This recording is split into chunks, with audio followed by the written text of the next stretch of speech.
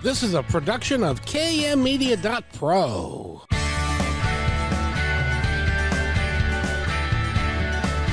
Welcome back to Positive Talk Radio. Our goal is simple: to explore evolving ideas one conversation at a time.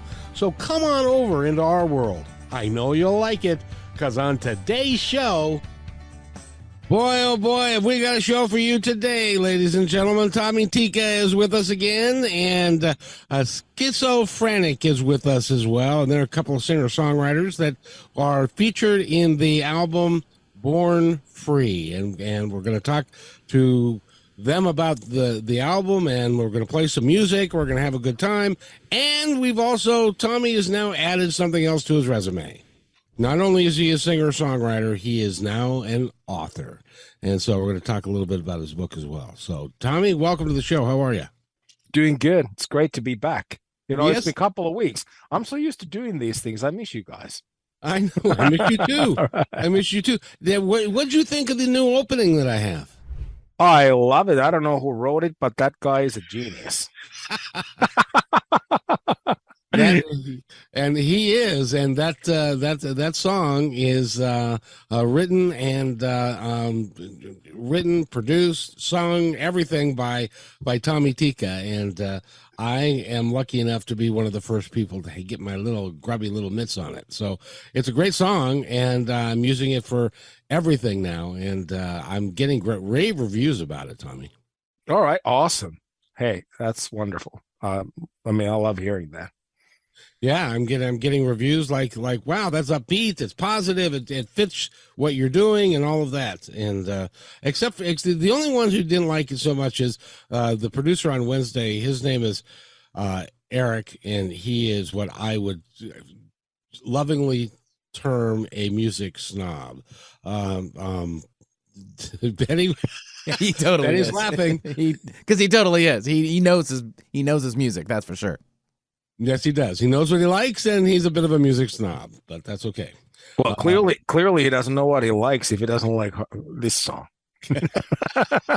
Well, he doesn't know what's good if he doesn't like this song. Right. No, sorry, Eric. That's all right. His ears are burning somewhere at home. Right.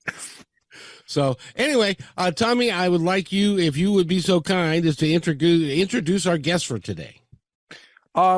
Well, Schizophrenic is a songwriter singer-songwriter from Toledo, Ohio, and we've become Twitter buddies because we're on the same fundraiser album called Born Free. It's once again the album that's been recorded and released to raise funds for the Born Free Foundation.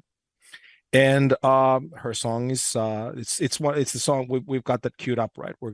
We're gonna hear the song later on. Yeah, her song's on the album, and so is mine, and so through doing PR for the entire album, then I've gotten to know quite a few of these guys, and in her case we're Twitter buddies. But like I said, it's the first time that I was gonna say we meet each other live, but it's not live; it's through Zoom, but.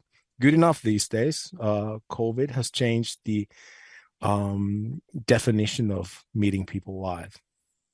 Yes, we want to meet people live from a distance.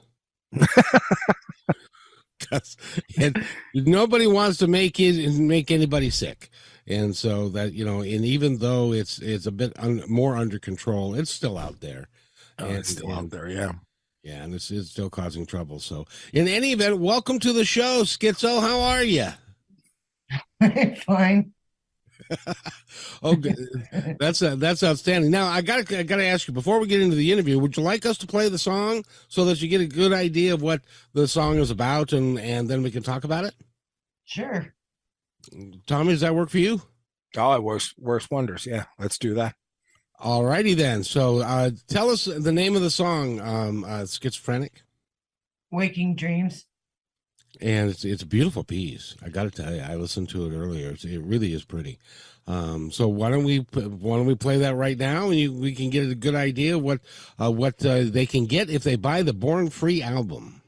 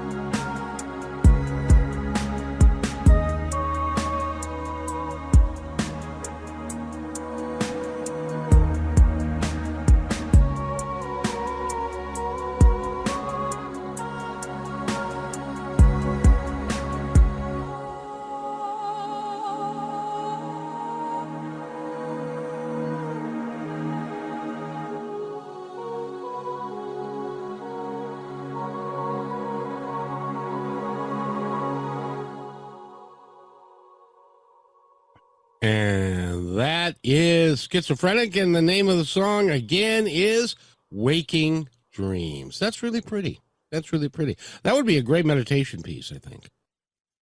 Yeah, most people say that about my stuff. Was it designed? Is your stuff designed to be that way? Most of it, yeah. But that song was created to basically get people to listen to how the earth might cry out to what's happening to it from like pollution and what we're self-destructing the earth. That's what the meaning behind it is. That's really cool because that works for the name of the album and for the album and what the album is attempting to accomplish very, very, very well. How did you meet the folks that are? And Tommy, remind me again the producer of the album. Phil Gardner. That's the right. The guy who's put out these albums through Minds Behind the Music. That's he's the CEO and the owner of the label. And where did you meet Phil? Me? Yeah. He kind of popped out of nowhere. I was just on Twitter tweeting, and he just came out of nowhere and said, "How would you like to write a song for a fundraiser?" And I said, "Sure, why not?" And then he said, "How would you like to write an album?" I said, "Sure, why not?" And then that's how we met. He just came out of nowhere. Oh, very well. It didn't come out of nowhere. He had done his research on you, apparently. Yeah, I think so. Yeah, which is really cool. Now, did you write the album as well? Yes, I did. Two of them. What are they called? The first one's called Vibes, and the second one is called Event Horizon. Oh, very good. Have they been released yet? Yes, they're on Spotify and everywhere else. Oh, good. Well, go and buy them, please, if you like her music, and so that she can actually, I don't know, get paid. That would be nice. So. Yeah, everybody's just streaming these days. I mean, it's great. The whole world's doing it, but of course, the problem is that musicians are getting paid less and less for what they do, and I'm just scared that at some point that's going to have an effect on the quality of the releases. It's if you don't get paid for what you're doing and you just keep investing money, because obviously labels aren't really, the big labels are, but a lot of labels aren't really paying for artists to record anymore. They're just releasing stuff, and actually, on the contrary, we don't have time for this topic, but of course internet is filled with fake PR services, and if you're an artist listening, do your research before you give anybody money who's offering to promote your music. But back to the actual topic of the day. Well, it's just climate change, right? To climate change, but I think the change in music is indicative of the changes all over the world and some of the things that we have to deal with. There's a band that's local here that signed a contract with a music company to put out their songs, and they didn't read the fine print, and 10 years later they're still paying them back. For some of them, and that happens quite a little bit, from what I understand. Yeah, so, it does. Yeah, you always got to check the contracts very carefully. Yes, indeed. But so, if you're a musician out there, the first investment that you make is with a lawyer to make sure that because that'll actually save you a lot of money down the road. So, in any event, that's a beautiful song. And where did you get the desire to write this kind of music? Well, I didn't start off writing this kind of music. I kind of started off writing just mainstream kind of music. And until I met Phil kind of drove me in another direction that I was already in, because I was really writing guitar music, a lot of like meditations, guitar music. And he kind of pointed me in just another direction, and he had confidence enough in me that I could work with with other genres. So that was the genre I kind of fell into and got really good at. And it's like meditation music. Right now he's got me doing Celtic music. Ooh. So that's probably going to be my next album. It's going to be a Celtic album, like sort of like Enya kind of stuff. Mm-hmm. And it's more instrumental than it is beat based kind of music. Now, did you do the vocals as well, or did somebody else do that for you? The vocals is not me. There's no way I can sing that high. I was But going to they're samples, but there's a plugin that you can get called Arcade, and it will sing your vocals according to the key and pitch to what you write. And they get like thousands upon thousands of samples that you can get, and that you can choose for whatever genre you want it for. And that's what I use for my main vocals. That's what I use for Waking Dreams. And it's just totally amazing what this thing can do. I can sing in a mic and then play it in different keys with it, and then have my own voiceover with it, and like a background singer or something like that. But there's no way I can sing the way that thing is singing. That is amazing. Tommy, I know that you are a producer, you're a singer-songwriter, and you do all your own instrumentation, you do all your own vocals and all of that. And the state of the art has really changed over time. Because like when my favorite band, the Beatles, were there, they had a 4-track. Is everything that they did was on a 4-track, and now it's like a billion tracks, and you could do almost anything, including auto-tune and all that kind of good stuff. Yeah, I mean it's it's all changed. I'm probably one of the last people in the whole universe that's when I'm sitting in a producer's chair, whether it's myself that I'm producing or somebody else, that I want countless retakes. I try to use auto-tune and samples and everything as little as possible. I started using them a lot more though lately during the past couple of years, simply for all the reasons that Schizophrenic just mentioned. They're, especially for the background vocals, they're quite effective, and you save time, and time is money when you're in the studio. When I do my own stuff, and I have my in my home studio, and I don't have to pay anyone. I'll just sing it as many times, backing vocals included, as need be. But that's because I'm old school. I forgot to mention that you are actually an award. Let's see. I should have said singer-songwriter. Hold on. Award-winning singer-songwriter and an author and a musician. I should have said award-winning, because you are the 22 recipient of which award? ISSA Male Vocalist of the Year this year. Yeah. Which is pretty cool. And you actually got your trophy in the mail. I did, and it's still downstairs. I should have gotten it. I'll but Next time we do this, yeah, it'll be with me.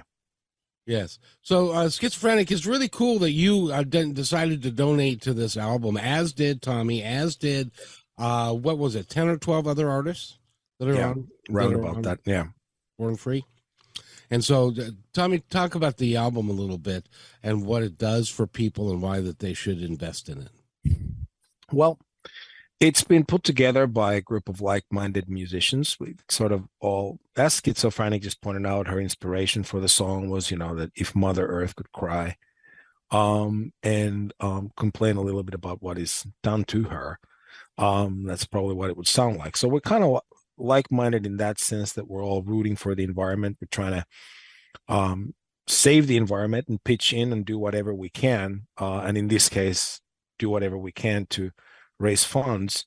And all the proceeds from the album are going to the Born Free Foundation. So folks out there who are listening, if you want to contribute to saving Mother Earth and putting an end to climate change, buy the album. It's enough even to buy one song, then you've already contributed. And basically, that's what the album is all about. Kevin, you and I have talked about how the weather is changing. Yes.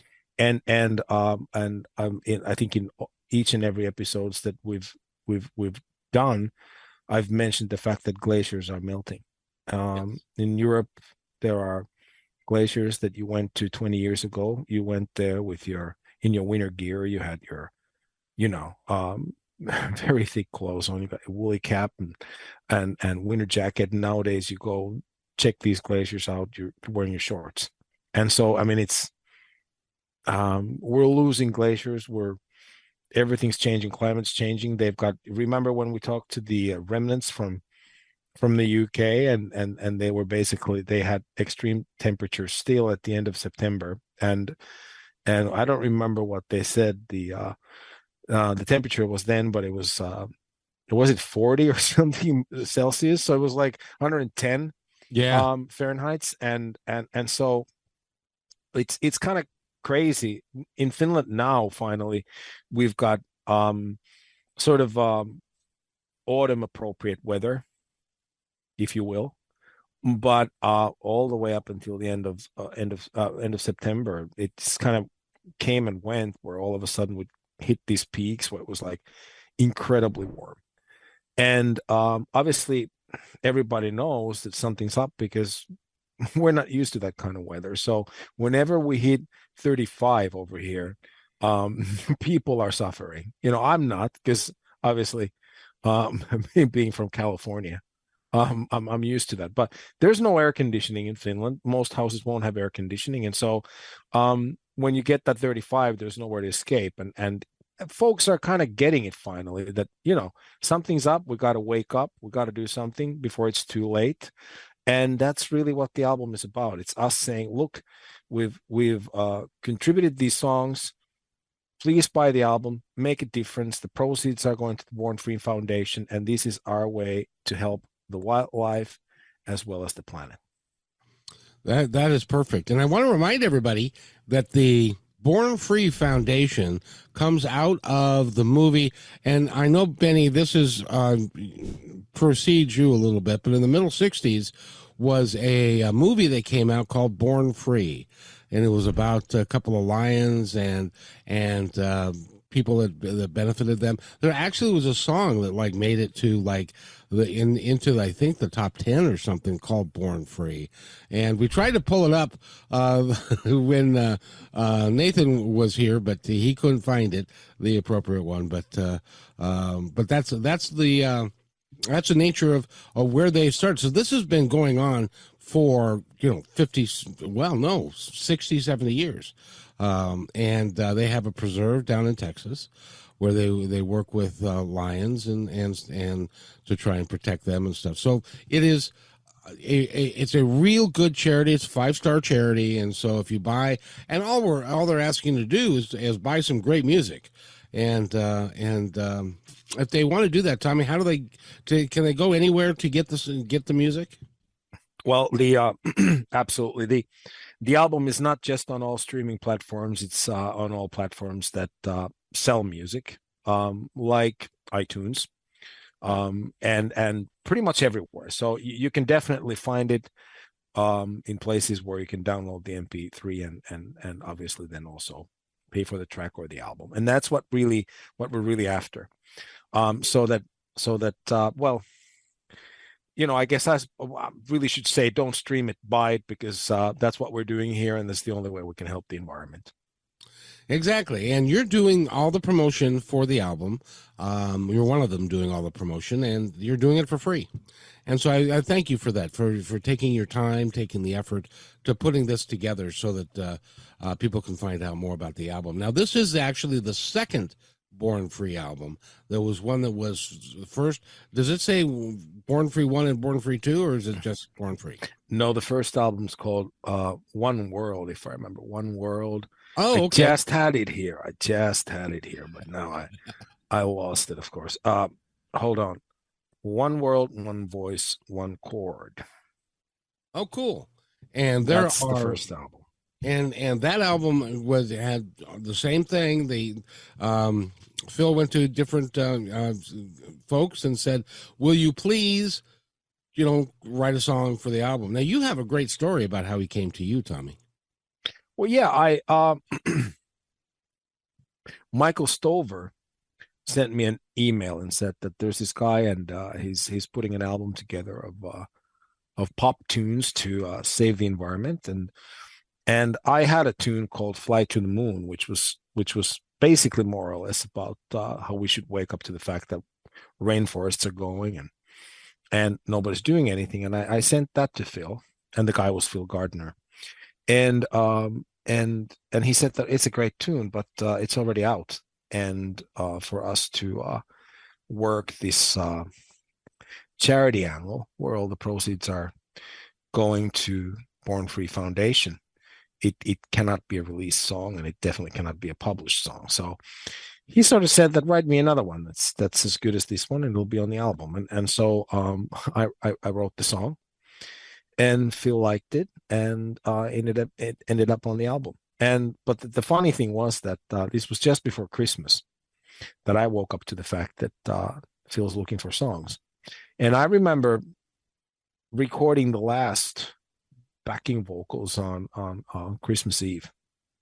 So it was a tight deadline. The between we were eating, or the whole family was eating downstairs, and once we ate the starters. After the starters, I just ran upstairs and sang those high bits, those Brian Wilson bits, and then that was it. And before the actual dinner, I pressed send, and it went to mixing and mastering.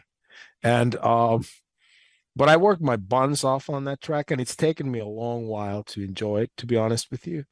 Wrote it with my wife. I was sort of, because I was doing a zillion things, and so I went to her because she's also a songwriter, and I said, help me out with this one, that I need somebody to finish the lyrics for me and write a kind of beginning with sort of African flavor, and so the beginning of the song is hers and stuff, and so we collaborated on it, which was fun, but the actual recording phase then took a bit longer than I had anticipated. Those notes are high, and the harmonies are more difficult than I thought. They sounded perfect in my head, but by the time I got to the microphone and started singing, I realized, oh my God, it's going to take a lot of work. Hence Christmas Eve. But it's for a good cause, and Santa didn't mind. I got a few presents after all. So. There you go. And we need to take a break here in a couple of minutes. But before we do that, I'd like Schizo. Can I call you Schizo? Is that okay? Schizo's fine. I would like you to just speak about the reason why you chose to collaborate and do this album, and because I think your perspective will be important to some folks.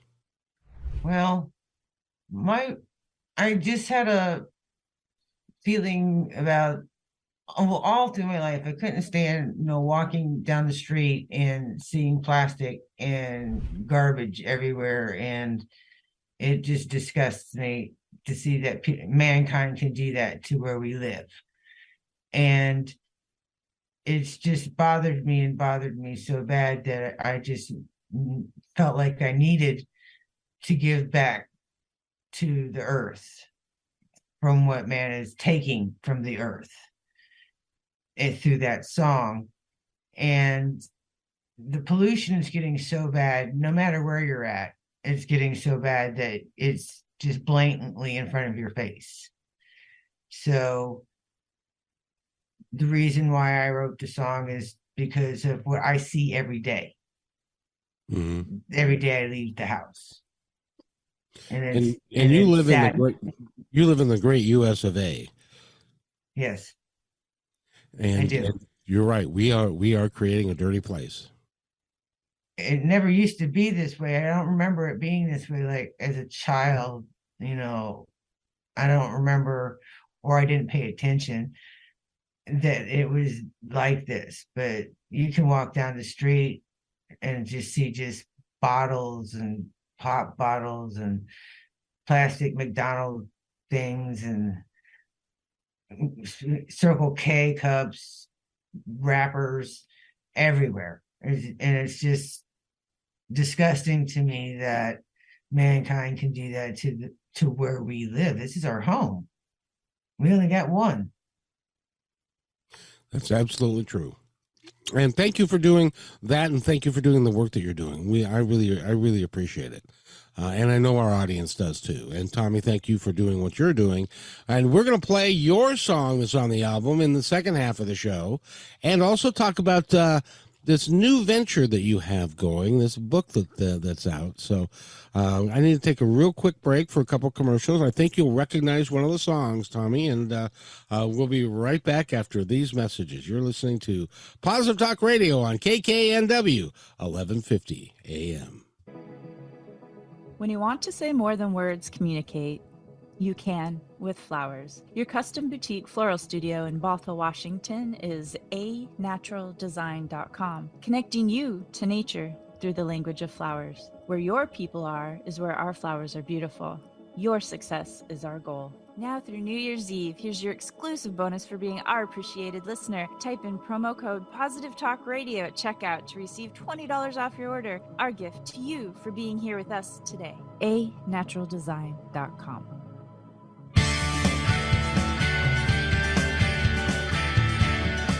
I'm excited that you're listening to the show right now. And if you like what we're doing here, you're going to love what we do on PositiveTalkRadio.net. On PositiveTalkRadio.net, each show is created live, packed with positive information, with real people discussing real issues, and positive solutions that can work for everyone. I hope that you'll join us on PositiveTalkRadio.net and listen to all 295 plus shows. I think it's worth your time. But then, that's just me. That's PositiveTalkRadio.net, your home for great progressive positive podcasts.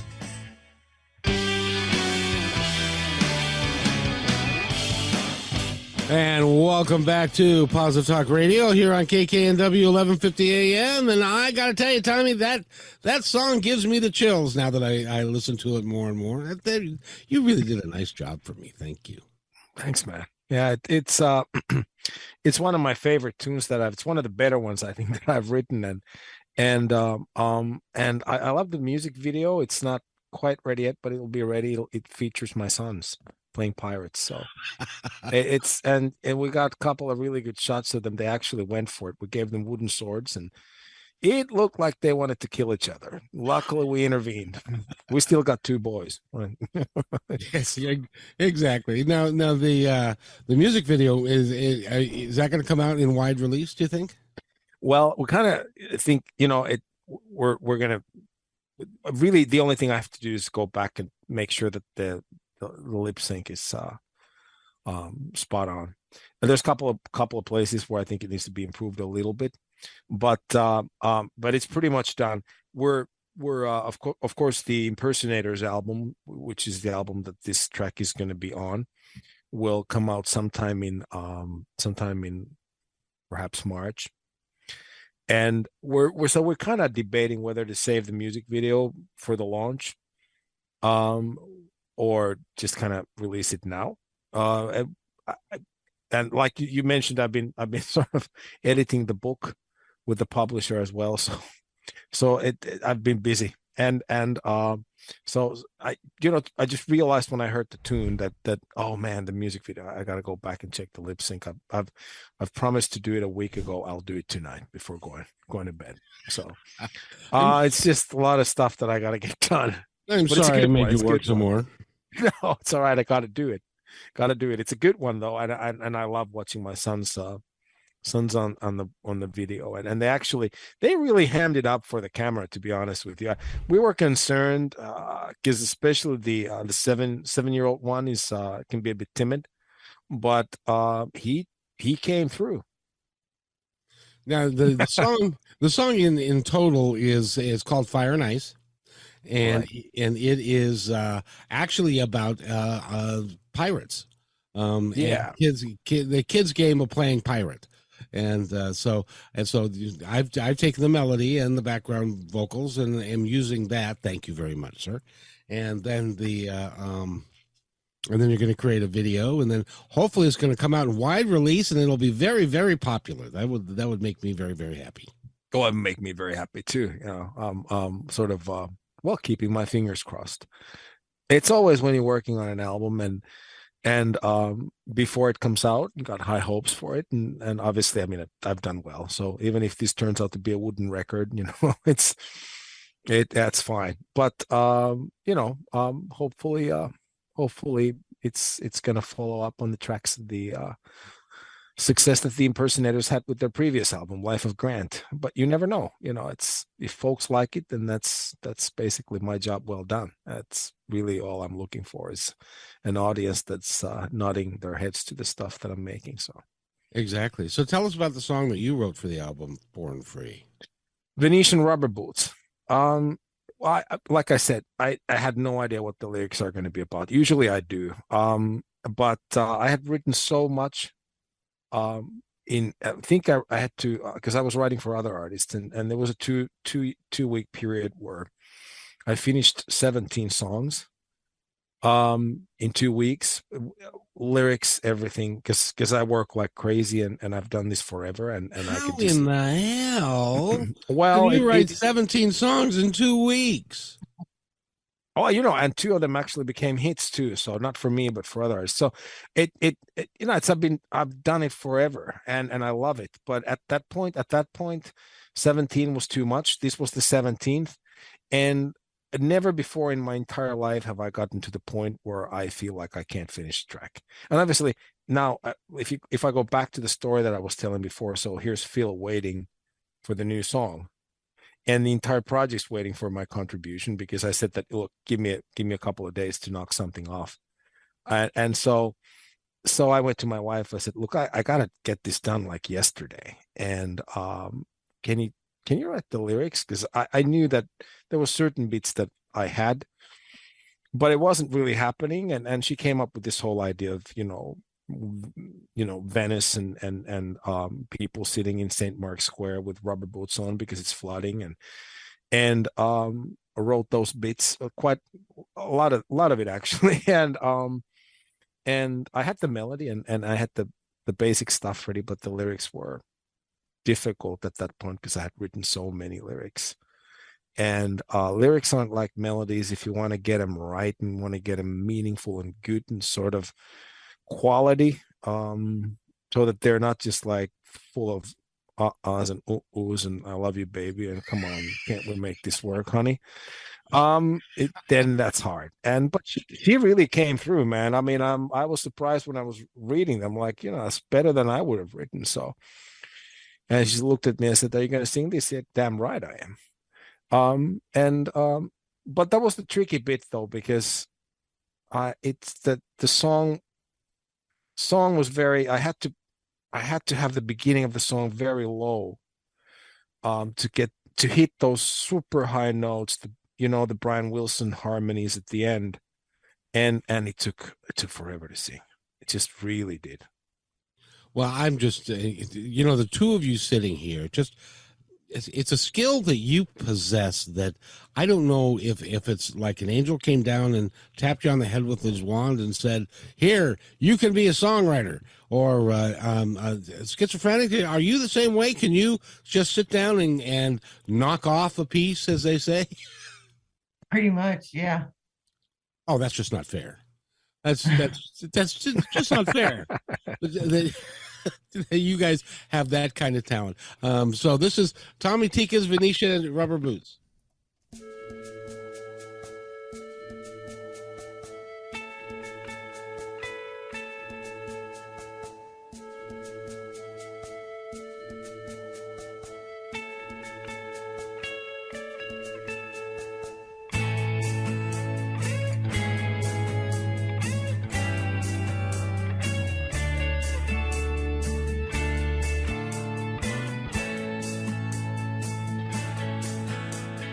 Concrete rules for playground stood. Don't recognize the old neighborhood.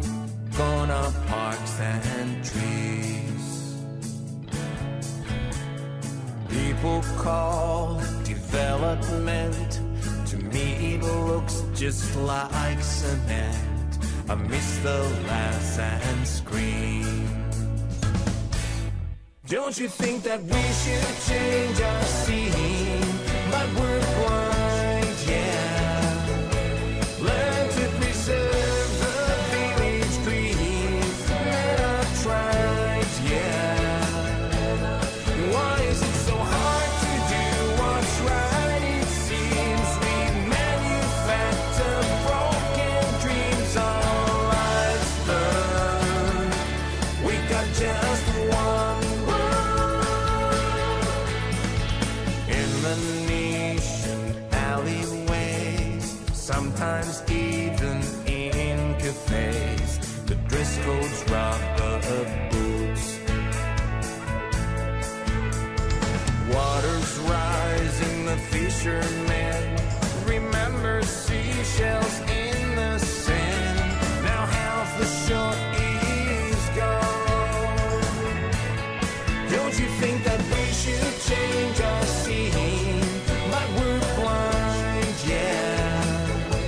Learn to preserve the village green. Let our tribes, yeah. Why is it so hard to do what's right? It seems we manufacture broken dreams. Our lives burn. We got just one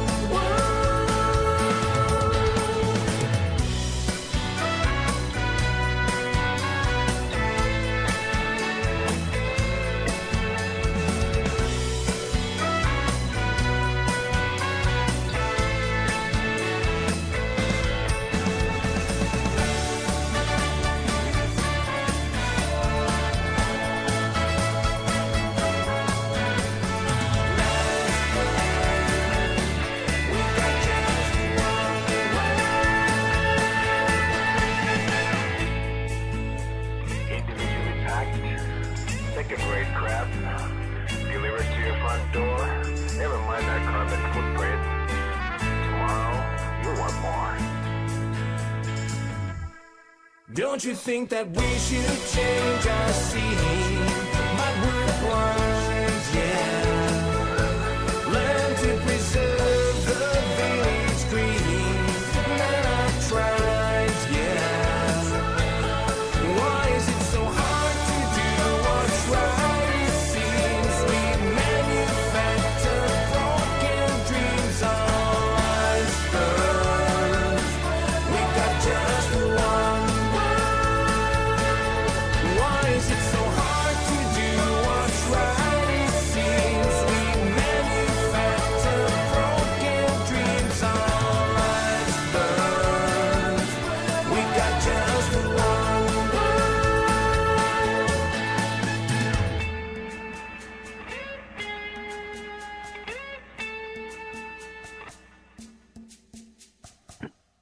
And that's Tommy Tika and Venetian Rubber Boots, and that song is on the album Born Free. And all the proceeds of that album and the two songwriters that I have here on the show today, they've given of their talents and their work, and it's not easy to put together a song of the quality that these two have displayed today. And so they've done a really good thing for humanity, and the least that you can do is go and buy either the entire. I recommend getting the entire album, because every song that I've heard from it so far is really cool, and it's a bunch of different genres and a bunch of different things. So it's not like you're stuck in one place.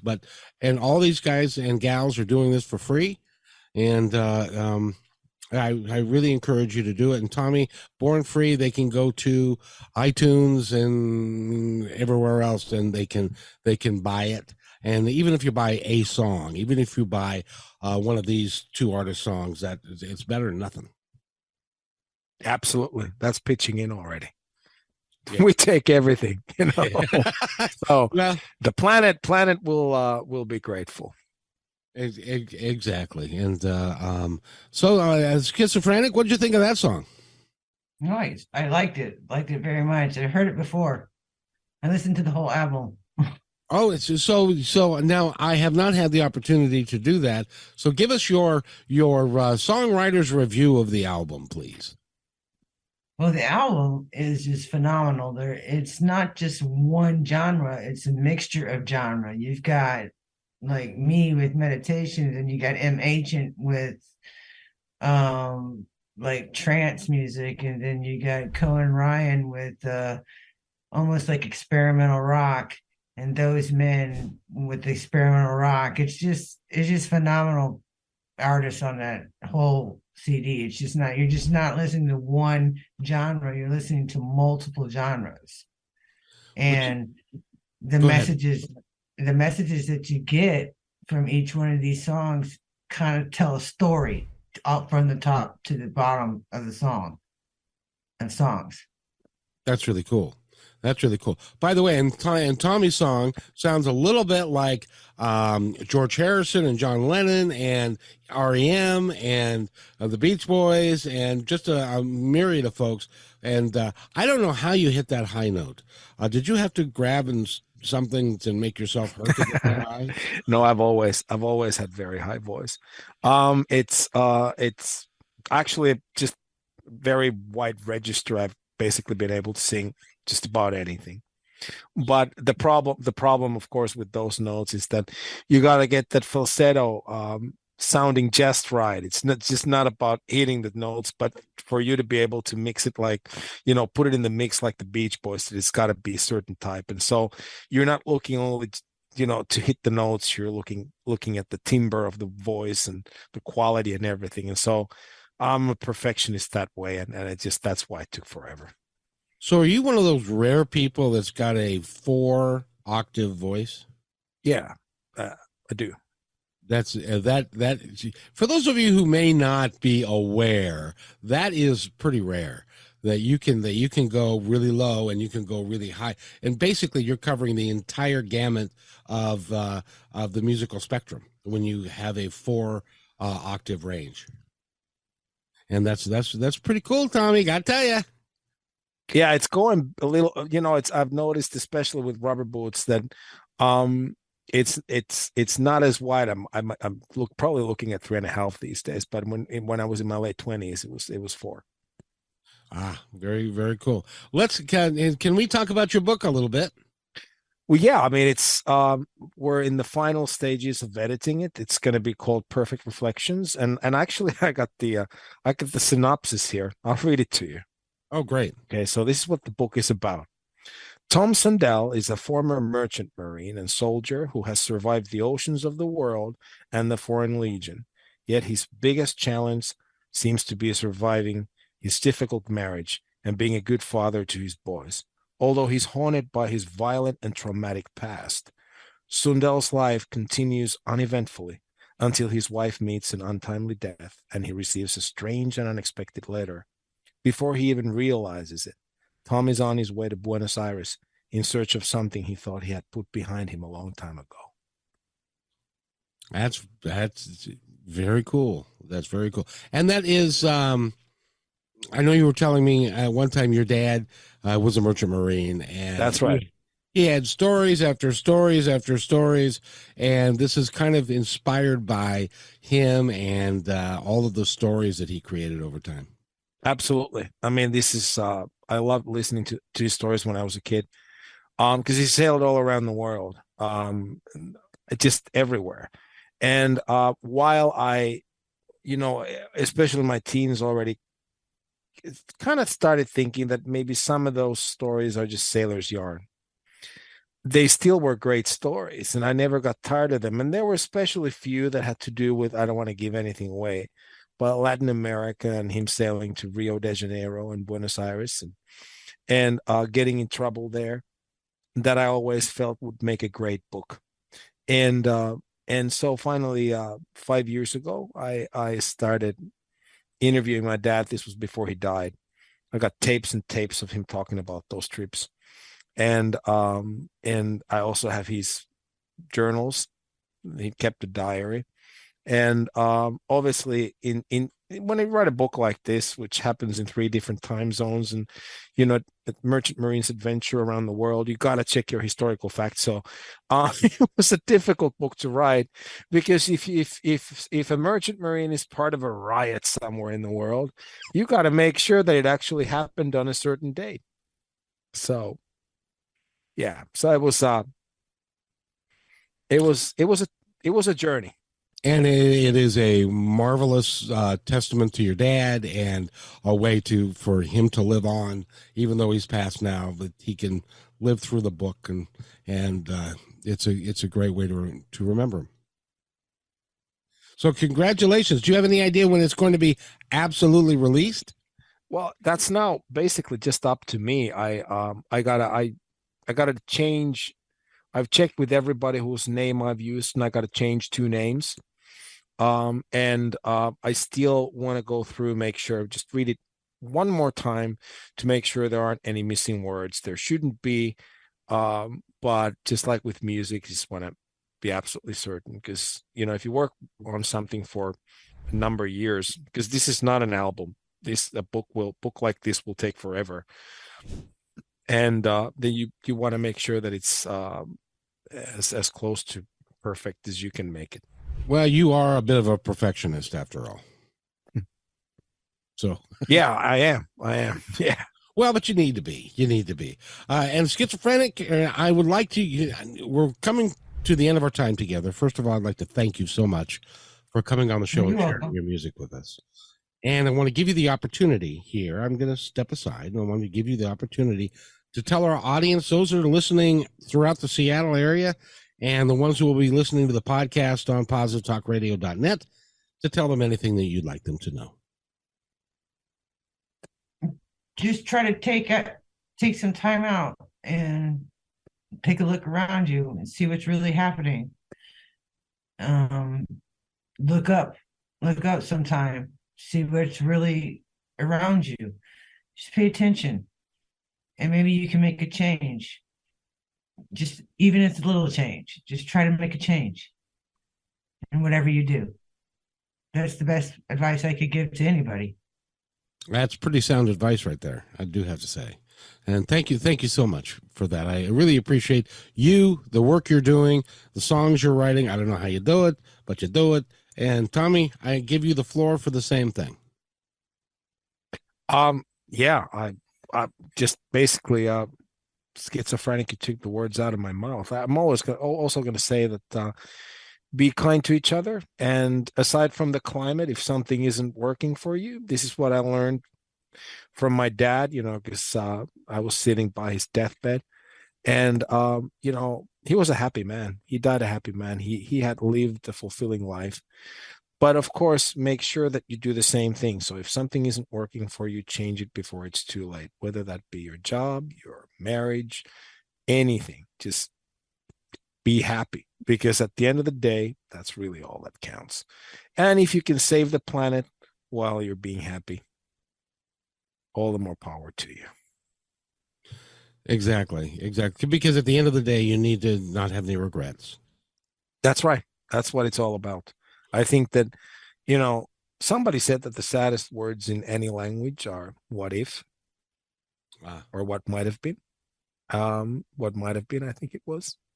And I think just better to find out, better to be brave and live the way you want to live, because at the end of the day, really, money's important, but it's important to have enough of it, but it's not gonna make you happy, or it'll make you happy for a short while, but for you to be truly happy, you need to make some tough decisions every once in a while and make sure that you strive for happiness. Yes, indeed. And you remember that old joke where a man was talking to his wife, and he was a very, very wealthy man. And he said, I'm tired of everybody. I'm taking my money with me. I want you, when I die, I want you to bury my money with me. All of it, every penny of it. I don't want to give it to anybody. And she said, well, okay, not even me? No, not even you. Everybody gets cut out. Everybody. Oh, well, okay. So, and he died eventually. And It was an open casket, and so she said, "Well, here you go, honey. Here's everything that you own," and she wrote him a check, and then they dropped the check into the coffin, and that was that. That's supposed to be funny. It was a. You know what is? Yeah, I'm just wondering that it is a joke, but that's probably reality to some. You know, there's another wisdom, and I have time for this. I'm keeping time on, keeping an eye on the clock. But, well, if you want to find out the meaning of life, and this is an old Eastern wisdom, the guy climbed the highest peak in the Himalayas because he was told that there's a guy, a guru, sitting on the mountaintop, and he would tell this guy the meaning of life, right? So he goes all the way to the top, almost dies 4 times getting there. And there's a guy sitting there it was true. He's there. And the traveler asks him, like, what's the meaning of life? I hear that you can tell me the meaning of life. And the guru looks at the guy and says that the meaning of life is oatmeal. And the guy gets really upset. Like, what, you just spent 2 months getting here and almost died. And I'm standing here and you telling me that the meaning of life is oatmeal. And the guru looks at the guy and says, "So, do you know something I don't?" so the idea, of course, that Eastern, I think it's Buddhist wisdom, is the fact that the meaning of life is different for everyone. Yep, The Gospel According to City Slickers. Go rent that movie, and you will enjoy it because life is about one thing. And Benny, thank you so much for producing the show today. And Tommy, Tika, and Schizophrenic, thank you for being here. And by the way, everybody, be kind to one another because, each other's all we got. We'll see you Wednesday at 4 o'clock.